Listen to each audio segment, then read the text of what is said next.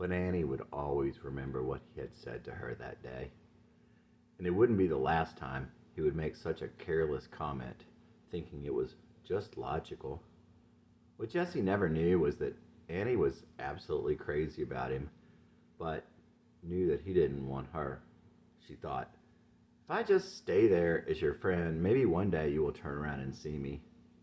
She loved his smile, and she'd always remember that smile, and she'd always remember those eyes. She would have known those eyes anywhere. Jessie's eyes shone bright with mischief. No, his eyes weren't devious. They were mischievous and mysterious.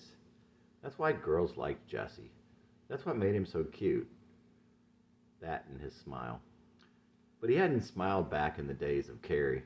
When he had smiled as a child, his father would tell him to wipe that stupid grin off your face. Besides, he had nothing to smile about in those days.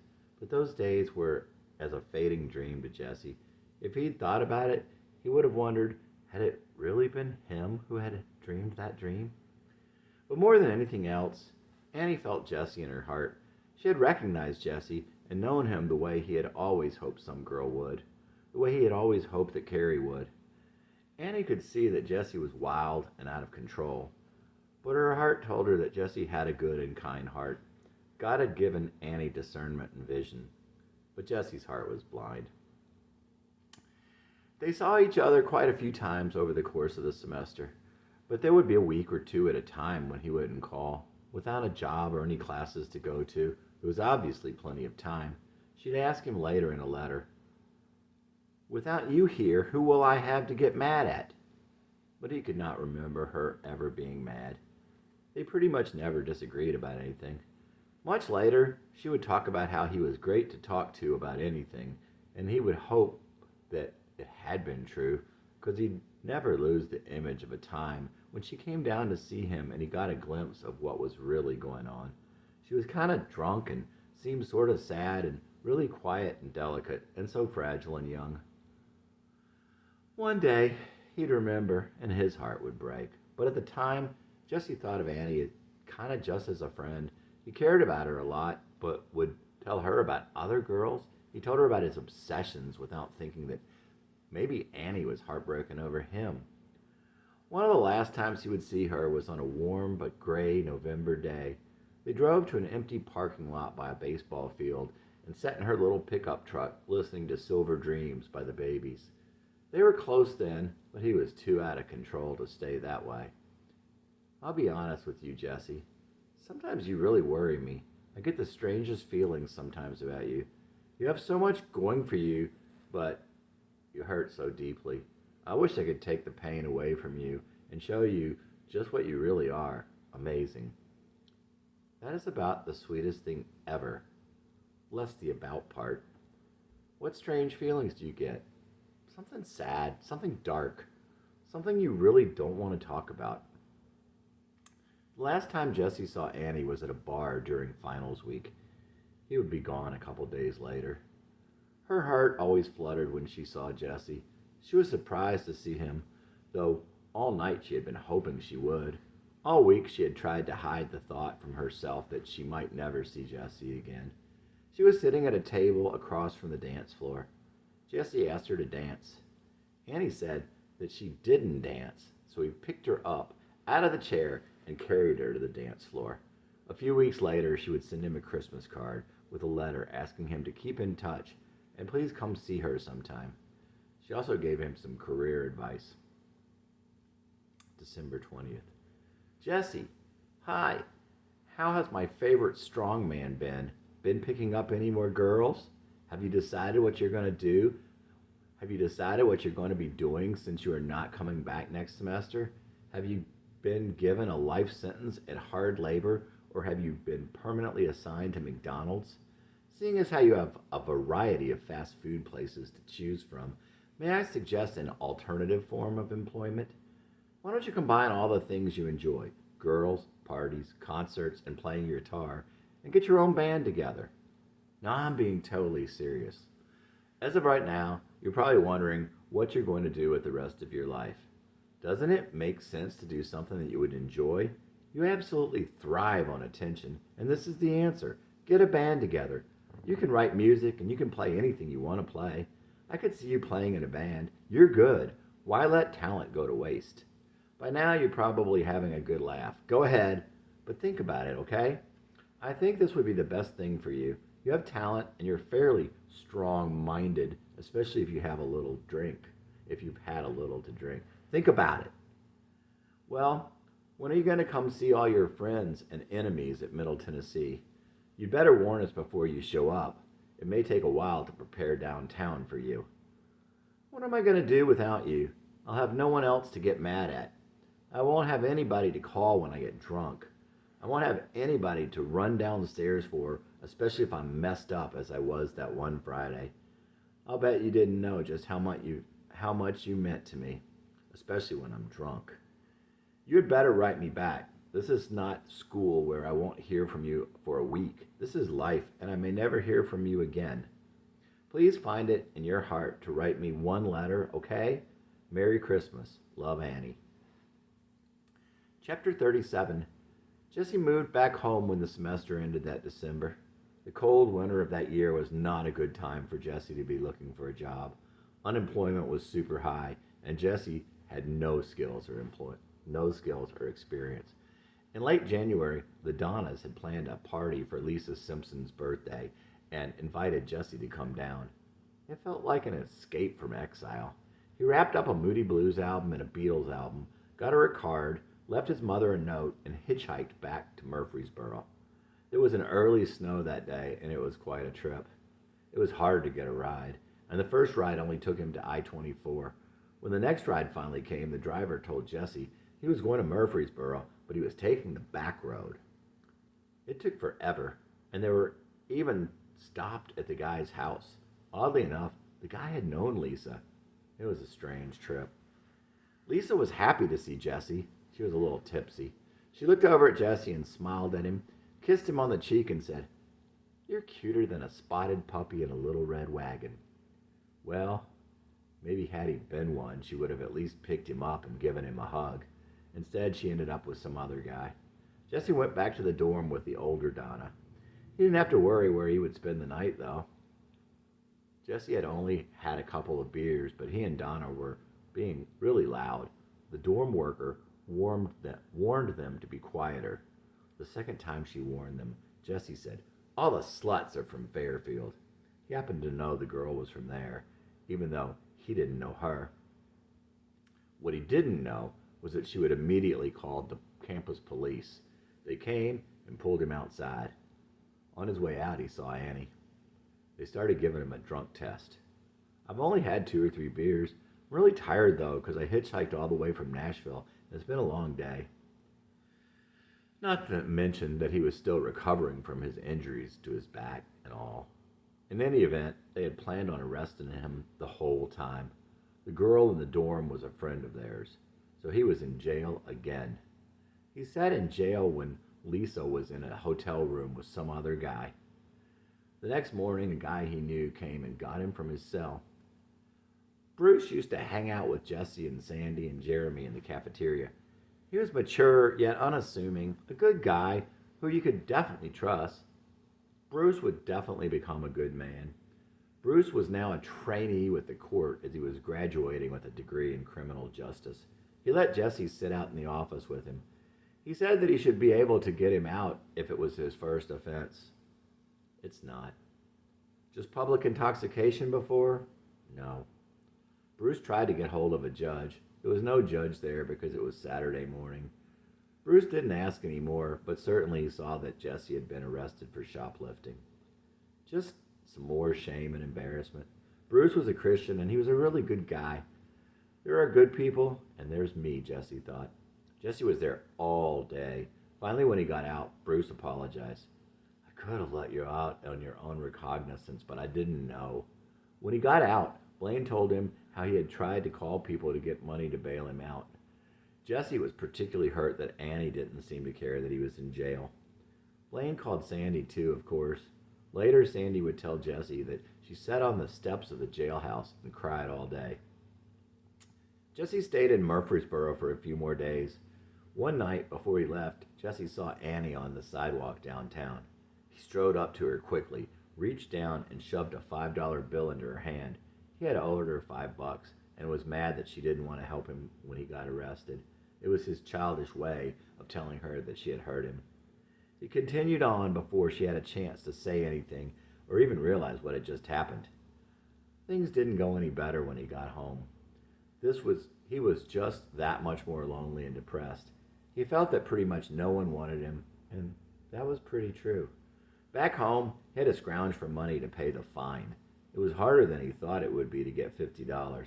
Eventually, he went downtown to a jeweler who sold coins, and he sold a little coin collection he'd had as a kid. All he held on to was the silver 3-cent piece that his grandfather had given his father, and his father had given him. A couple months later, his mom called his grandmother again and called the bus line. She put Jesse on a bus back to North Carolina. She thought she could work on her marriage better if Jesse wasn't there. Jesse turned 21 on the bus. He was back in his grandmother's house in a small town where he knew no one. He was lonely and stayed up late at night writing songs and dreaming about his future, and then slept all day. Falling stars. It was on a night like this. It was on a night like this. I met you 'neath the falling stars. Moonlit water, flashing waves. Moonlit water, flashing waves. We made love on their crashing graves. Jesse Dillon in June of his 21st year. His grandfather came over for dinner many nights. He had years ago moved out as he was an alcoholic and had become somehow abusive to Jesse's grandmother. He was pretty irritated at the intrusion and his grandson, who didn't work and would not be a man and who had caused so many problems. Jesse thought heaven on earth would be back at home with his mom and his brother, having a girlfriend and going apple picking in the orchards above Nashville. He thought a lot about summer, though he knew that was stupid, but increasingly he thought about Stephanie. Jesse began to realize that giving up on Stephanie may have been his biggest mistake. At the beginning of August, Annie sent Jesse a letter telling him that she was sorry about the Barrett Hall incident. She said she missed him and she really wished she would hear from him. August 2. Dear Jesse, I know this will come as a surprise to you, and from what happened the last time I saw you, you probably won't want to hear from me now. I am really sorry about what happened to you the night you came to Barrett to see me. I really didn't get a chance to explain why I didn't bail you out. Well, for one thing, I was drunk off my butt when you were here, and when they, security, took you away, I came back upstairs and passed out. That is, until Blaine called. It really didn't hit me about what he said until the next day. I didn't know you were mad at me until the last time I saw you. Jesse, I was not worried about the $5 you owed me, but when you shoved it in my hand, I knew just how much of this I needed to explain to you, but didn't get the chance. I really needed to apologize to you, and it made me feel terrible when I didn't help you. Jesse, this is the first chance that I've had to apologize to you. If I hadn't seen Blaine downtown, I wouldn't have gotten this chance. I'm really sorry that the last time I saw you, you were mad at me over that. Believe me, if I could have prevented it in any way, I would have. I really hate to let friends down because friends are really hard to come by. If you don't believe that, then find a description of a Capricorn. You know, MTSU seemed really dull without you last semester, and it seems like this one is going to be just as dull. I guess what I'm trying to say is that I miss you, and I'd really like to make things up to you. I'm still in Barrett, have the same room, same mailbox number, but I have a different phone number. If you feel like talking to me, or even just writing me here is the address and phone number. I would really like to hear from you. You're a Moody Blues fan too. I haven't found anyone else, and that makes you kind of special. Love, Annie. Georgetta. Jesse wrote her back telling her that he was so happy to hear from her. He told her that he had been upset, but that he wasn't mad and she didn't have anything to be sorry about. Jesse had been there 4 months in a kind of isolation. One day he decided he was going back to Tennessee. That evening, Jesse's grandfather came over. He started in on Jesse. You can't go back there. Your mom has enough problems. I won't go there then. I won't cause mom any problems. His grandfather really started in on him. All the constant criticism from Jesse's early years, all the stress and self doubt came to a boil. Jesse called his grandfather a motherfucker. Why that word came, he didn't know. In any event, his grandfather was crazy with anger. He said those were the two dirtiest words in the English language. He was tensed up as though he were going to punch Jesse. He'd always had issues with his long departed mother. Maybe it had something to do with that. It certainly had to do with what he thought of Jesse. You better calm down or you're going to die of a heart attack, old man. Jesse went to pack and his grandfather left. That was the last time he would see his grandfather alive. Jesse's grandmother drove him to the interstate so he could hitch a ride back to Tennessee. His first ride was an old man in a very old truck, somewhere in the mountains going about 20 miles an hour with trucks flying up on them at 60. The old man started telling a story about a hitcher he had picked up before. So we got to a hotel room. I woke up in the middle of the night and he was sucking my dick. Jesse was horrified, disgusted, and completely knocked off balance.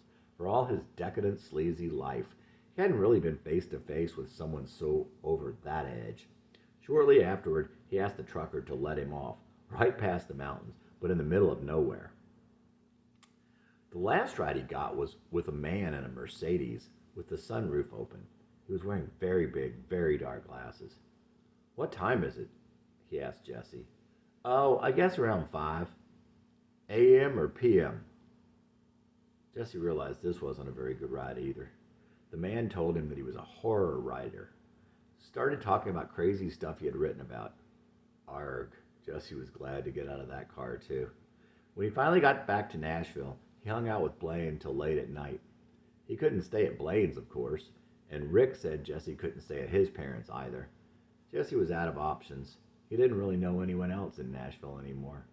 So Jesse went to his parents' house and threw rocks at his brother's window. Matthew, who was not yet 16, came to the back door and asked Jesse to please leave before their father woke up because he was afraid that his father would call the police. Jesse wandered around all night.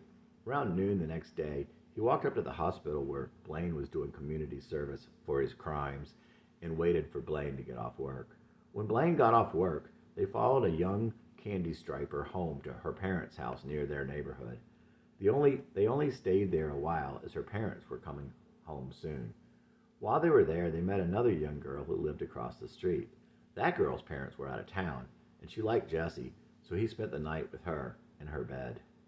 The next morning, Blaine drove him to the interstate, and Jesse hitchhiked back to Murfreesboro. Summer 1983. I keep on drinking in case I meet somebody here, or especially if I don't. Every day is just the same, but it's okay. Just don't say it's just biology. Little do I know I'm looking for something to write about. Anything at all just to make it all alright. I'm driving so fast, I'm laughing now. Like a blind little girl on a roller coaster ride, I'm breaking the law. And I'm high. Back in the summer of '83. Somewhat wild and crazy, thinking I was free. Running from something, didn't know it was me. How did you like me back in '83? I keep on drinking now in case I don't arrive, or especially if I do. Every day is just the same, but it's okay. Just don't say I'm alive. Now that I know I'm looking for something to write about, too late to find something to make it look alright. I'm driving so fast, I'm laughing now. Like a blind old man on a winding road, I'm breaking the law. And I'm high. But back in the summer of '83, I was wild and crazy, thinking I was free. Running from something, didn't know it was free. Driving round in circles back in '83. Jesse Dillon. So there he was, back in Murfreesboro, with almost no money, no job, no desire to get a job, no prospects, and no sense. No past, no future, and no values. He went to Tommy's house. Tommy and his sister Becky lived with their divorced and now widowed mother. They all lived on her disability checks. She had some kind of work related brain tumor or something. Tommy's father had been an alcoholic and had died from the disease, the last people he should mooch off of. But at least he was one cheap date. Tommy was Jesse's meal ticket. That said, nearly all his calories came from acetate. He was on a completely liquid diet.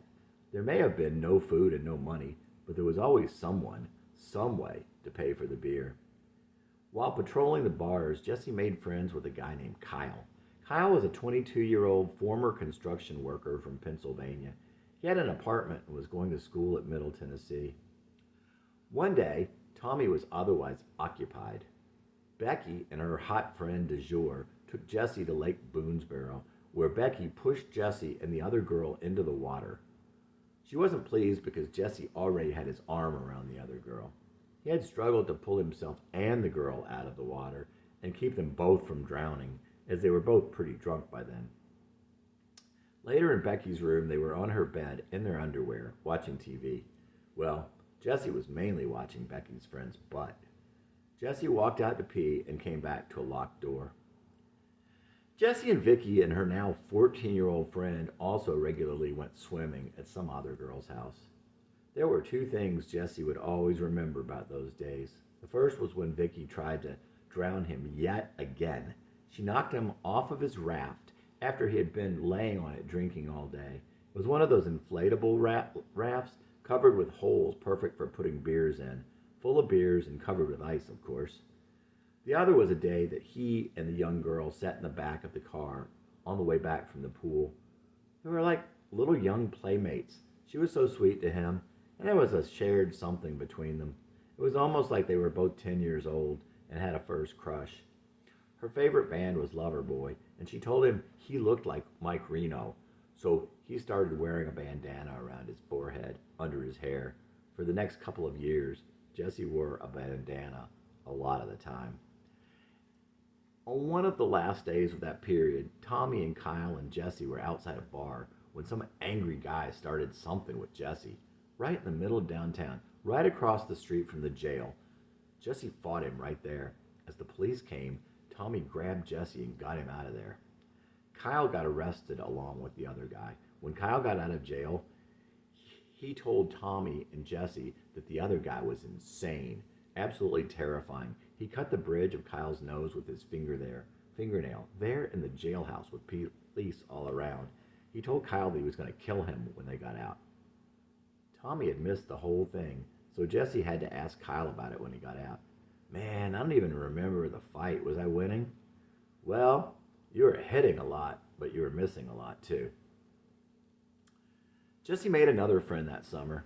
Paul was the gay son of a preacher from a small town. He was a singing major, balding, and at least a few years older than Jesse. Jesse used to ask Paul to sing, "I Don't Want to Play House." Paul had a beautiful voice and perfect pitch, and he knew the song well. Paul idolized Jesse. Jesse was pretty gentle and open for a straight guy, and he still seemed so tough. Paul would tell Jesse, "I'll bet you've never cried." He thought Jesse was tough, wild, and crazy. He'd seen Jesse in action. He had to be. Yes, Jesse was the boy the kids used to say no one could make cry, but he cried more than Paul could have possibly imagined. On the verge of breaking down since that time in junior high, since the time you walked away so they wouldn't see you cry. Jesse would have done well spending a lot more time crying and a lot less time drinking in those days. Tommy and Kyle continued to hang out with Jesse also. They were all a little fascinated by him. Jesse was a bit like Peter Pan. For a time, Jesse was the prophet of waste, girls, and drunkenness, and he was not without honor among his people. If Robin Hood's band of merry men had been just a bunch of drunken losers, outcasts, and misfits, such was the little group that formed around Jesse, seemingly without any encouragement from Jesse himself. He didn't really care who came with him on his crazy, pointless adventures. Many an unsuspecting windmill went down to the little band. It wasn't long before Tommy's mother wanted him gone, though. He had climbed in a second floor window late one night when he had been locked out. She was afraid that Tommy and Jesse's behavior was going to get her kicked out of the neighborhood. As he was getting ready to leave, he walked in to see Becky going through his suitcase, pulling out a towel and some socks. He'd been wearing some of Tommy's socks while he stayed there. These aren't yours. I brought a towel. I couldn't find it, so I took this one. He was sober, so it hurt. Someone scrounged around and found his towel. Here. Jesse moved in with Kyle, and he continued his homeless, drunk, mooching lifestyle for a little while longer. Chapter 38. It all came crashing down one night when Jesse was at Kyle's apartment. Kyle's girlfriend, Annie, came over. Jesse was completely wasted, and he was crushing a bit on Kyle's Annie. He thought Kyle had asked him to leave so they could have some privacy. Either way, Jesse left the room and walked into the kitchen for a beer. He was definitely feeling unwanted. The kitchen window was open, and the cool evening air was blowing in. He climbed out the second story window and got on the light fixture. He fell off and down to the concrete 20 feet below, landed on his feet, then butt, then back. Blaine somehow arrived and saw him laying there on the pavement. He thought he was dead at first. Jesse had probably been laying there for some time. Blaine ran upstairs to call an ambulance. When he came back down, Jesse was gone. Jesse had started crawling down the street, and someone pulled up in a car. Jesse had no idea who it was, but they opened the door, and Jesse crawled up into the passenger seat. They drove him to Paul's apartment. The next morning, Jesse was in a great deal of pain, but wasn't sure where it was coming from. He could not stand on his feet. He just collapsed. Blaine and Paul helped him to the bathtub. Afterward, he dried off and dressed, and they took him to the hospital. What did I do last night? Jesse was still shaky, still had a lot of alcohol in his bloodstream. It was a total blur. The only image he had of the night before was of crawling up into the seat of a car, and his vision had been so impaired he couldn't even see the face of whoever picked him up. But he remembered something about the night, and he had to know for sure. Well, you cried, and then you moaned, and then you cried, and then you moaned, over and over. Paul wasn't looking at Jesse the same. He was disillusioned. Peter Pan had feet of clay, literally. The doctors took x-rays. He had broken his back, 3 crushed vertebrae, badly sprained both his ankles, and had a fractured foot. He would be there several days while they fitted him for a back brace. For someone who didn't break a single bone when he was at home, Jesse gradually accumulated quite a collection. His back in 3 places, his hand, his foot, his toes, his nose twice. None of them as a kid, none of them playing sports, none of them really seemed to faze him. Jesse told everyone the light fixture had broken. He could remember standing out there on it, and he remembered it giving way under his weight. At the time, the doctor had suspected it was a suicide attempt, and sometimes even later, when people spoke of it to Jesse, they would say, "When you jumped." Staying in the hospital was a pretty good deal for Jesse.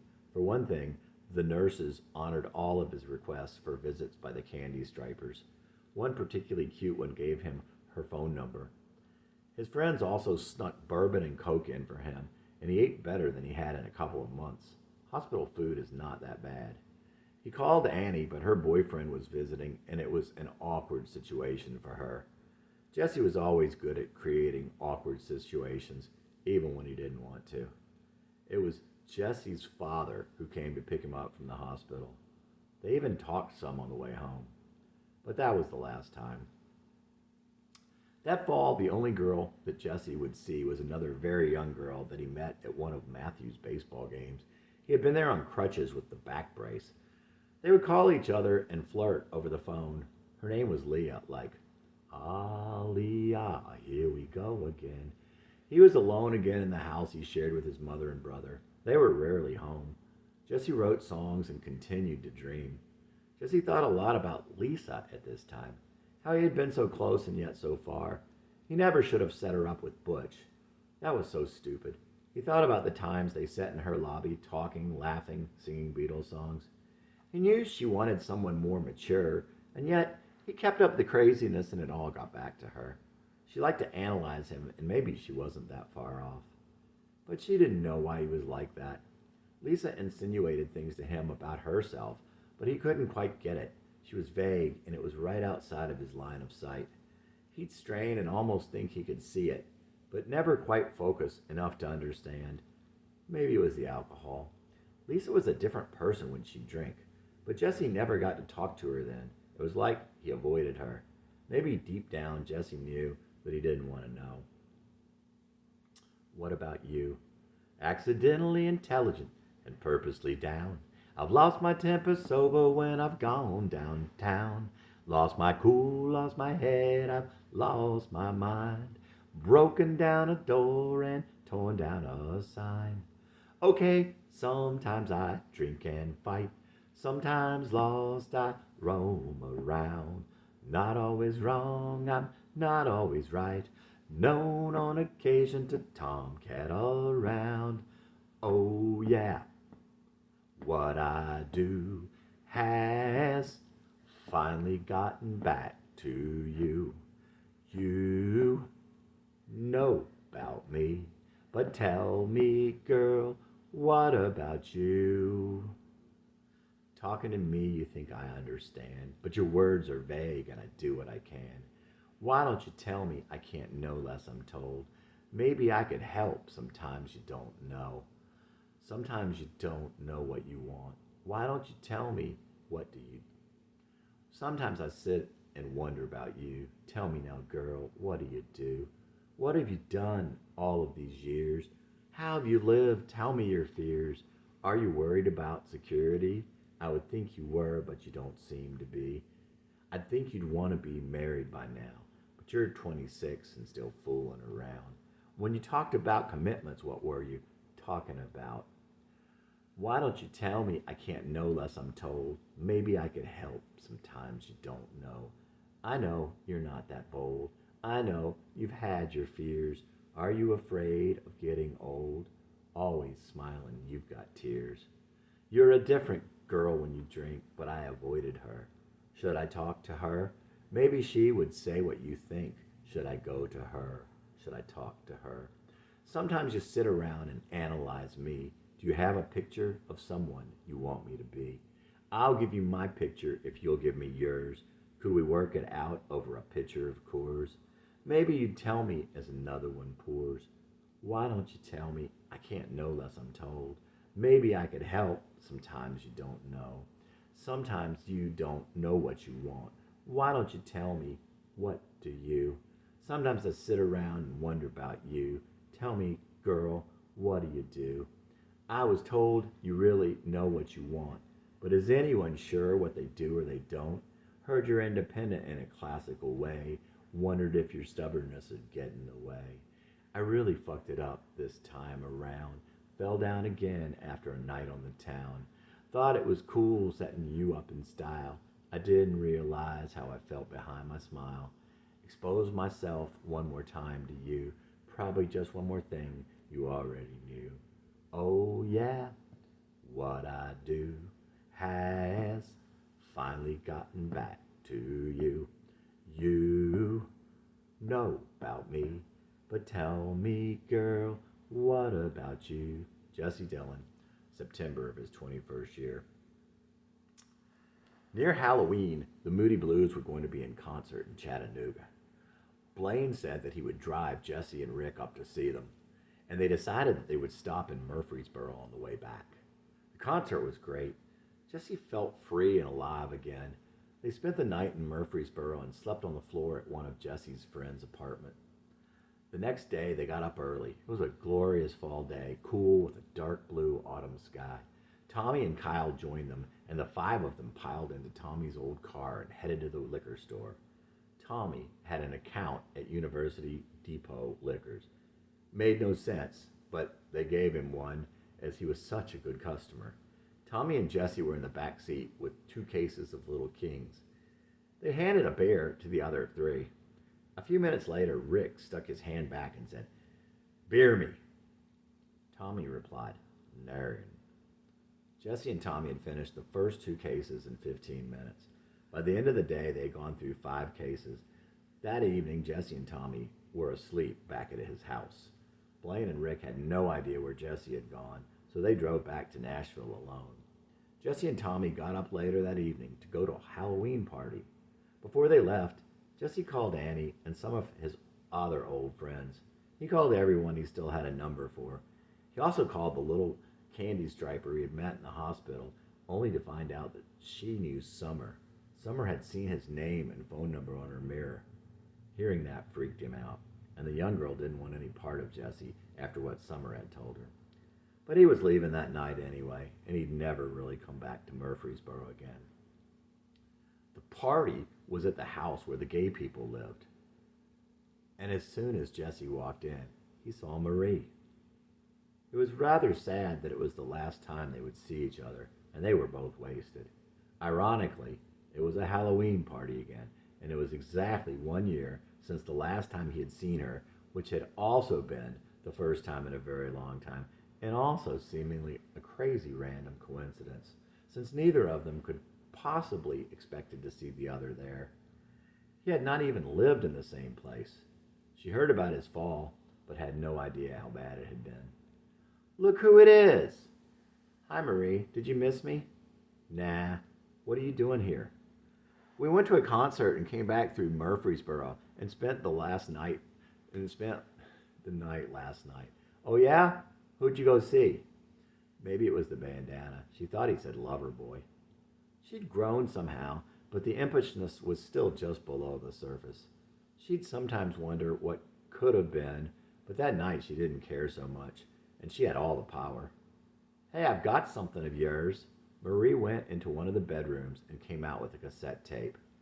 It was one he had made a couple years before. How it wound up in that house, he'd never know. Marie had just found it earlier that evening. "Did you listen to it?" he asked with fear and trepidation. "We all did." She had that look on her face. Jesse was mortified. He couldn't sing to save his life, and besides, he had no idea what was on it. Marie looked at him with that little mischievous look she had, the one that never quite belied how much she had liked him. "Who's the girl?" Jesse had cut out a little drawing he had done from memory of Carrie as a young girl and put it between the cover and the plastic case. That's how he had recognized the tape so quickly. He was really embarrassed. Every time he felt like that, he relived all the years of humiliation in his past, and he felt again the shame rising up to his cheeks. He lied. "I don't know." Jesse said it with a half shrug and a tone that said, "How would I know, and why should I care?" He was trying to imply that he hadn't drawn the picture and he didn't really care. Maybe he didn't even put it in the case, or if he had, it was only on a whim. Nothing could have been further from the truth. That afternoon, he found a ride back to Nashville. Back in Nashville, Jesse got a Halloween card from Annie with a short note. It made him feel warm and fuzzy inside, but that old familiar melancholy was stronger now. Chapter 39. Around Christmas, Rick took Jesse out to MTV night at a big local bar. Rick's father was a beer distributor. Imagine that. Open bar, any beer, any drink. The two of them ordered every drink and every beer they could recall the name of.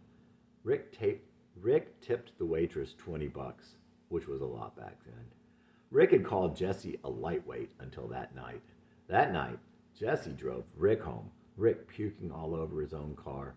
Of course, Jesse did use the guardrail to help him steer the car. That Christmas, he got cards from Annie and Stephanie, and Lisa and Sandy. Each piece of mail perked him up and kept his dreams alive, like they had ever gone away anywhere anyway. No matter how bleak the sky, he always dreamed of the blue. More and more, Jesse had come to realize that Stephanie was his favorite memory of all.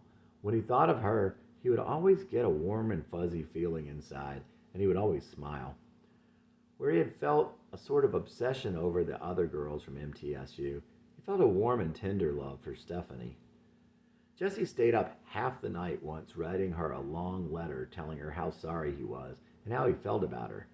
Eventually, his memories of Stephanie got him over all the others, even Summer. He never even thought about Carrie anymore, But Jesse was certain that he was not worthy of Stephanie, and he felt a certain emptiness inside. One day, during Jesse's recovery in isolation, Blaine came by the house. Above all, Blaine was a good friend. Blaine had been a loyal friend to Jesse. But Jesse was scared that his life would go on this way forever. It was just too hard. They both had a penchant for trouble, and the combination seemed destined to kill them. Blaine, we can't hang out anymore. Why not? I'm scared. I can't keep going on like this. We don't have to. Blaine, when we get together, we get crazy. We don't have to get crazy. See, that's it. We do. We do have to. We can't help it. We are just such a volatile combination when we're together. It was hard. Blaine wasn't there yet, if he'd ever be. Jesse went on like that for quite a while. Blaine didn't say much, and Jesse couldn't look at him. But Jesse wanted him to leave, and he wanted him to stay gone.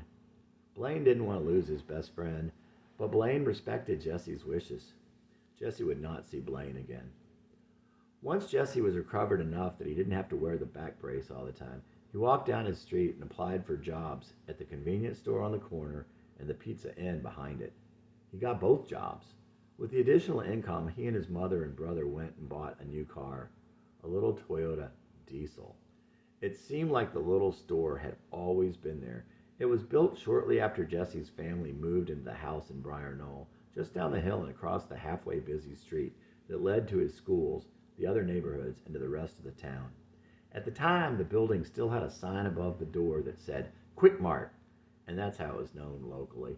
Jesse would always call it Quick Mart, long after that sign was gone and forgotten. It was a natural place for Jesse to walk to and put in an application on his way to the Pizza Inn, 2 buildings down. Quick Mart served as a gas station and a mini convenience store. Too crowded, full of cigarettes and soft drinks. It felt like beer and smelled like Hershey's, Nilla wafers, and windshield wiper fluid. Standing in Quick Mart after a customer walked out, you felt like no one had ever been there. But once 3 or 4 friends surrounded the cramped register, it felt like a warm and well-lit party. Like the dry, painted cinder blocks it was built of, hungrily sucked in the souls of those who ventured in, but just as quickly released the vapors as they escaped back into the night. The building itself was owned by Carlo Martinelli, who first opened the store with that name, and leased to the convenience store arm of Standard Oil. The store was managed by Mr. Wrigley, an anal retentive middle-aged man of short hair and shallow but productive thoughts. Ridgely was a no-nonsense kind of man, with glasses and a cigarette to keep you away. He maintained a 60s conservative smile that said he knew you were full of nonsense, but you wouldn't try it with him. Carlo Martinelli was a first-generation Italian-American who lived down the street from Jesse, even closer to the store he built. He had originally owned and managed the store, as well as a tire and repair shop next door. He was married with a son and a daughter, but was genetically and ethnically distant from his family. Jesse had only seen Carlo Martinelli fleetingly and at a distance, but he knew immediately who he was the night he came in and brushed by Jesse to get to the store phone. Martinelli argued with someone in a thick accent for 10 or 15 minutes and left. He had a mean, drunk feel about him with his piercing eyes and black curly locks. As a figure of authority and a man who had built something, Jesse felt his superiority and would have called him sir had he had to address him at all. But Jesse would never see Carlo Martinelli again. Jesse would half flirt, half fight with one of his co-workers at Pizza Inn, a cute, skinny girl with short, thin, straight blonde hair named Haley. She had been at Middle Tennessee at the same time Jesse was there. She had even dated one of the guys he had known from TCL. Haley and Jesse fought like brother and sister. He was attracted to her, though. Jesse and a couple of the younger folks there would go out and drink and have a pretty good time. One night, the 3 of them were going out, and Haley asked them to come back and pick her up when she got off. So the 4 of them took off from Pizza Inn. Haley was curious about Jesse and curious about all the fun they seemed to have. She and Jesse were drunk in the back seat. "Yuck, your hands smell like onions. You'd kiss these hands," she said. Jesse assured her he would not, but later that night he admitted it, and she said she would go out with him again. When the time came, though, she was blowing him off again. He also asked a girl who worked first shift at the convenience store to go out with him. A tall, thin, black-headed girl with great dark eyes. She was a basketball player. She had lived in his neighborhood, right down the street, but went to a Catholic school. He had always had a crush on her. The day came, and she canceled. Stood up 2 times. Finally, he asked out a pretty girl who used to come into the convenience store on his shift. The exact circumstance was later lost, but there was a phone call maybe. Jesse had been stood up 3 times within the space of a couple of weeks. He hadn't really ever been stood up before. Of course, he hadn't really been on many actual dates. That never would change. Oddly at this point, though, Jesse still had some confidence. All the years overcame all the other failures and being stood up on a few dates. Out on the rebound. I'm tired of it, tired of being used, tired of being taken for granted, tired of girls like you out on the rebound. Hearts on the inbound, girls on the rebound, thinking all us men put 'em down, thinking only about themselves when they're out on the town. Girls on the rebound. Don't you dare look in, the heart lost and found. Don't you dare pick up a girl on the rebound. Jesse Dillon in March of his 22nd year. Jesse had no idea of the trail of carnage he had been leaving in his wake. But even so, by then, Jesse had built up enough guilt for a lifetime. Hopefully this explains just how upside down Jesse was by this time in order to set the background for what would happen next.